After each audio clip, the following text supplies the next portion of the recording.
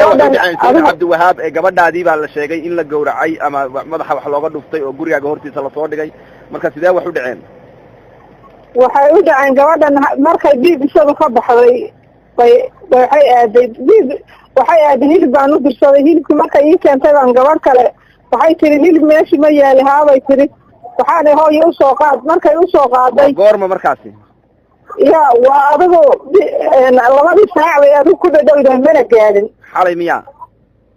maya waxa weeye shalay weeye shalay haye shalay subaxii weeye dhiigisada waa ka subaxa ah haye gabadhii baan ugu diray waxay tiri gabadhii lacag may qaadin markaad ninka u tagtay soo waco lacagta markaasaan u shubaya haye gabadhii baa soo wacday gabadhii waxay tiri gabadhii ma haye gabadhii miyaada hilibkii igu diray haye waxaan idhi waan kuugu diray gabadhii hilibkii miyaada gabadhii arag aniguna waxaan isleeyahay gabadhii bay u tagtayba haye gabadhii mar kale soo wacday waxaan idhi ma haysid miya ma hayay tiri mar saddexaadkii markay saa ay la soo hadashay oo adigu 2 saac ay isleeyahay wax yar baa dheer baan intaan istaagay meesha hilibka lagu gado way noo dhowdahay sid waxaan jilnahay jid saas u diritaysanoo wax laga arki karo jidkii baan saa u fiiriyey ninkii baaskiilkiisii iyo waxaan arkay baaskiilkiisii iyo gaariga baaskiilkiisa isagoo saaran iska saa xagga suuqa isu jihayaan arkay haye waa ninkee waa mid hilib gaba oo kii gabadha hilibka aan ooga diray haye ninkii baan wacay waxaan war gabadhi ma kuu timid suu yidhi markii hore ay ii timid mooye mar dambe ma arag anigu gabadhii haye gabadhii nin kale intaysan gaadhin baa beladu qaada waa gartay marka shalay oo dhan baan wareegaynay meel walbaan maray saacadka markuu waagu saa u bariyey oo la galay maaragtay salaadii oo laga soo baxay baa dadkii u horeeyey xagga xaafadda usoo socdaa waxay dhaheen gabadhii caashaahi maydkeeda halkan u yaalaaye oo iyaalkeen haye marka saasay arrinta ku dhacday meel aniga adinka dhexe maaragtay mar ay tahay adinka u dambeeyey mar ay tahay xaafadan anagu aan deganahay gurigaa saa loo ballaqay gurigii gaarigaa ka soo baxay adigu aagaan is idhi niyad ahaan wuu ku istaagay anu waxaa layma seexane niyad ahaan meeshuu ku istaagay baan is idhi haddana xus buu yidhi aniga niyadayda mana seexane waxaan is idhi gurigan gaariga xilligaa ka soo baxay salaad lama geline maxay tahay haye intaasna way jirtaa oo anigu tuhunkaasna waan gabadhaadi intee sano jir ahayd hooyo gabadhay 13 jir aan weliba u dhamaanay bilo oga dhaman yihiin beer meesha iyo xaafadda ay wax ka dhaceenna waa halkee gaalkacyo ka xagee weeye gaalkacyo waxaa weeye xerasiinay ahee la burburiyey baan xagga bariga ka nahay oo xagga jidka aeroboortka ka saaran oo xagga bariga gabadha maydkeeda haddaad aragteen sidee wax u qabtay oo xagee wax laga gaarsiiyey gabadha anigu horta marka saa loo soo dhigay maana fiirinin markii la geeyey ma fiirinin laakiin gabadha waxaa layihi madaxaa laga dilay ilkihii waa laga daadiyey meel walba oo qaarka sare ah eber bay ka ahayd mida kale way isu gooyeen oo gabadha dad badan baa isu dabamaray niman badan baa isu dabamarayo kufsina way ku sameeyeen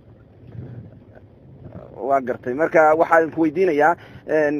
hadda ka hor ma jirta cid iyo aad isleedahay waa colaad kala dhexaysa ma jirta maya anigu weligay xaafadan cid kalama diririn ayaa sidoo kale ahayd waa qadar rabi ma jirto wax aana oo dabagal oo xagga dagaalkii oo derisnimada ma jirto waayahay hooyo dawladda iyo haddaad la xiriirteen oo gabadhii maydkeedii hadda la helay marka maxaa dawladda war idin siisay wax baaritaana ma socdaan haa wiil baa wuxuu igu yidhi baaritaan baa socda wiil baa kula soo hadlayo wiilkaa la hadal buu igu yidhi baaritaan waan wadnaa saasuu igu yidhi wiilka laakiin anigu waxa warbixina kaama siin karo carruur intee ku joogtay ya carruur adi intee ku joogtay carruur waxaa 7 hadda joogta waayahay hadda gabadhii ma la aasay mise weli baaritaan bay ku jirtaa gabadhii lama aasin baa la frinjiyeer baa la gelinayaa in la geliyey in la gelinayo ma aqaana frinjiyeer baa la gelinayaa baa la yidhi meesha subaxdii laga helay ma gurigaaga hortiisa mise waa xaafad kale may waa guriga waxaa weeye jid baana dhex mara annagii xaafad kale guriga nagu soo jeedo oon waxba noo jirin guriga labaad ee ku dhegan iyo gurigaasna saa noogu soo jeeda dhexdooda oo kan kale xaggiisa xigaa laga helay oo saa loo soo dhigay isagoo waxaa la yidhi bacbaa xataa ku jirta anigu marnaba ma fiirininoo bacbaa hoosta kaga jirtay hadda intay fuurtay meel walba laga dilay baa ma fiirin anigu laakiin halkaasaa laga helay xaafadana saa dadkii ka yimid dugsiga iyo salaadaba iyo ciyaalkii dugsiga u socday baa caashaa maydaha taalla saadaan oogu dirnay de dadkii waa la qaaday ma fiirin anigu laakiin waxbarashada heerkee ka gaartay waxbarashada galaaska waxay maraysay 6 bay ahayd iskoolka qur-aankana adigu 18 juz meelaha 19 bay ya huud bay maraysay huud waayahay hooyo oo allah samar iyo iimaanha kaa siiyo gabadha amiin بسم الله الرحمن الرحيم إن الله وإنا إليه راجعون وحا رنتي مروجو يتيرانيا له مانتي كيس كحالة كده عاي قال كعيو إنه لو سورد بيه عاش إلياس آذن oo ahayd gabar 12 jir ah oo lagu tacadiyay oo kadibna mataqaana dil loo geystay oo halka ku geeriyootay kiiskaasi waa kiis fool xun oo ka soo horjeeda mataqaana xuquuqda aadanaha waa kiis ka soo horjeeda inta dhaqan iyo diin iyo xeerar bini aadanku ay ku dhaqmaan annaga oo dhan oo dawladdu halkan wada taagan runtii waan ka tacsiideynaa kiiskaasi eheladii iyo mataqaana waalidkii dhalay gabadhaasi waa uga tacsiideynaa dhammaan dadka reer Puntland dawladda Puntland waxa ka go'an in si wada jir ah hay'adaheeda kala duwan hay'adda xuquuq aadanaha Puntland oo matalahayo iyo wasaaradaha iyo hay'adaha kale oo ku shaqale dhammaan in si wada jir ah wax looga qabto waxaana garabka mataqaana garab naga siin doona insha Allah hay'adaha amniga iyo hay'adaha baaritaanka ee forensic labka waxaan runtii halkan ka cadeynaynaa shacabka reer Puntland u sheegaynaa in aan u soo jeedno in arintaas wax ka qabanno ballanna way insha Allah gacan adag baa wax looga qaban doonaa baaritaanna iyo dhammaan wixii u baahan tahna waa la sameyn doonaa waxaana wixii faahfaahin halkan garabkayga taagan wasiirada iyagaan u deyn doonaa insha Allah marka hore waxaan u tacsiyeynaa dhibkii tacadiga soo gaaray lagu sameeyay gabadhii yareed ayaan Ilyaas aadan waxaan leenahay waalidiintii iyo ehelkii qaraabadii Ilaahay sabir iyo iimaan ka siiyo runtii waa muxuu ahaa naxdin iyo musiibo tiiraanyan leh oo muxuu ahaa ugub ku ah Puntland waxaan leenahay muxuu ahaa waa mid laga jawaabi doono waa mid baaritaanadeedii iyo hay'adaheedii sida gudoomiyaasha ay isugu tagi doonaan aan loo kala harin dawladana waa ka go'an tahay arrinka insha Allah hadduu Ilaahay yiraahdo wax walba u baahdaan gobolka mudug iyo degmada gaalkacyo dawladda dhexe diyaar bay ula tahay inta laga qayb qaadan doono hadduu Ilaahay insha Allah inta hartay tacsi kadibna insha Allah waxaan u dhaafayaa wasiirka arrimaha gudaha asaa insha Allah hadduu Ilaahay noo dhameystiri doono soo gabagabayn doono waxaan saaxiibadeeda la qabaa tacsida aan u dirayno familkii iyo dhammaan ummadda Soomaaliyeed tacadiga iyo dhibaatada ka dhacday halkaas oo gabadha yartaa lagu dhibaateeyay oo lagu dilay aad baan anagoo ku hadlaynaa magaca xukuumadda dawladda Puntland uga tacsiyeynaa uga xunahay haddii Ilaahay mana si degdeg ah ayaa looga jawaabi doonaa tilaabada ku habboon looga qaadi doonaa loogana daba tagi doonaa dadkii geystay faldambiyeedkaas haddii alla idmo waanu ognahay magaalada gaalkacyo iyo guud ahaan meelo kala duwan ee Puntlandba in dambiyada la xiriira kufsiga abaabulan iyo maxaa la yiraahdaa dilka dadka loo geysanaya uu ka socday muddadan dambe khaasatan dadka nugul oo gabdhaha haddii Ilaahay idmo dawladda Puntland si dhaqso ah ay arrinta uga jawaabi doontaa maamulka gobolka iyo degmada gaalkacyo dhammaantood waxaan mar horeba faray inay arrintaas tilaabo degdeg ah ka qaadaan raadiyaan laga shaqeeyo sidii lagu heli lahaa dadkii ka dambeeyay faldambiyeedkaas haddii Ilaahay idmo dawladda dhexe ee maamulka Puntlandna arrintaas waa soo faragelinayaa si dhaqso ayaana looga jawaabi doonaa insha Allah waxaan u rajaynaynaa in dadkaas si dhaqso ah sharciga loo horkeeno haddii Ilaahay. Assalaamu alaykum wa rahmatullah. walaal macaan gabdhaha Soomaaliyeed daxatiyad badan baa lagu hayaa walaal waxaan idin ka codsanayaa inaad gabadha wixii kufsaday waa gabadhii labaad bisha gudaheeda la kufsado oo la dilo oo maantana wax walba naloo geysto waxaan idin ka codsanayaa walaal dadka ragga Soomaaliyeed nimanka saa noo galay inay naga qabtaan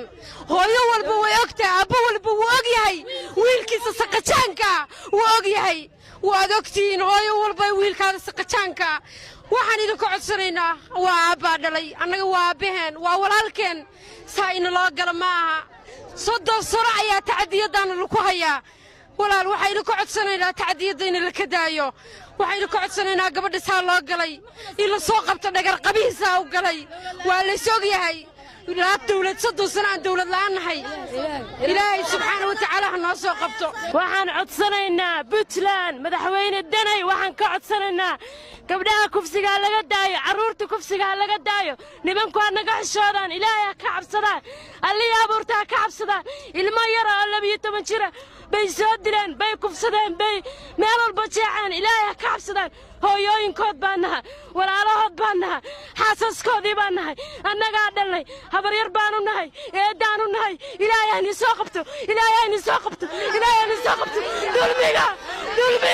دولمينا إلهي ساقبته إلهي ساقبته دولمينا قبل كمدي كتشنا أنا قرامي قاداناي دولمي ما كتشرنا قبلي بالا كسريا رقي بالا لينيا دولمي ما رامي كتشران إلهي كعبسدان قدارها ونقران رقها كعو وضياشها كعو اسمدها كعان مداحدها كعلو إلهي كعبسدان شغلي ما كسوتقني اسبتار كان نساء كدن تاقني وضينا ميمان إسرائنا ميمان دقنا ميمان دولنا ميمان معاملنا ميمان بارسنا ميمان بارس كمبيوتر يا مقرنا يا هنو دولمي قالك عيشنا على يكع إلهي على قعبسده قبل وين لندشن وأولالين وحبريرين ويداينكن وأولالين وأياينكن ورياهي كعبسده حقيكم نوران إنسان حقيك شوق إنسان وحسوه يا ويسه وبرارن إنسان